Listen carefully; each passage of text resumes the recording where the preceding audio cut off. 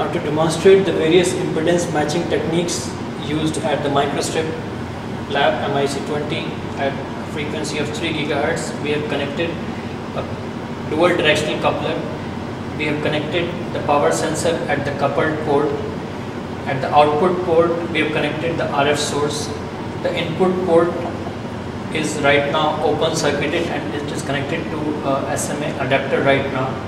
So we are right now trying to measure all the reflected power from the open circuit here, and is being measured as -8 dBm.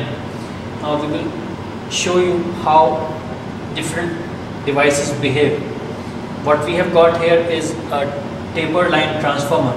This taper line transformer starts off as a 50 ohms line, while at the end we have put a 150 ohms load, and to match the 150 ohm load to a 50 ohms transmission line, we have used a taper line transformer. So the edge of this transformed microstrip is a 150 ohms microstrip line, and we observe that the theoretical VSWR of this particular transmission line should be 3, but because of the matching of the transformer, we observe that it still is providing you a very good return loss of about -10 dB at a frequency of 3 GHz, which shows that transformer is working efficiently. We can also measure the responses of various structures we have provided.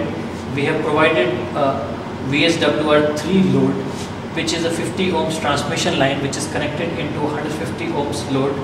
We have also provided a matched load, which is a 50 ohm transmission line terminated into a 50 ohms load here. We've also got an open stub, which is a 50 ohm transmission line which is open-ended, and we've also got a short stub, which is a 50 ohm transmission line at 3 GHz. Each of these are λ/4 wavelengths. So we can observe that the short stub will have a very high VSWR. The open stub will also have a very high VSWR. The matched load will result in a very low VSWR and a very high return loss, is seen on the power meter there, and a VSWR3 which should result in a return loss of about 6 dB is being displayed as. You can also connect different devices, which in this case could be a patch antenna. This particular patch array is a 2.4 GHz patch array, wherein the design has been done with at a frequency of 2.4 GHz.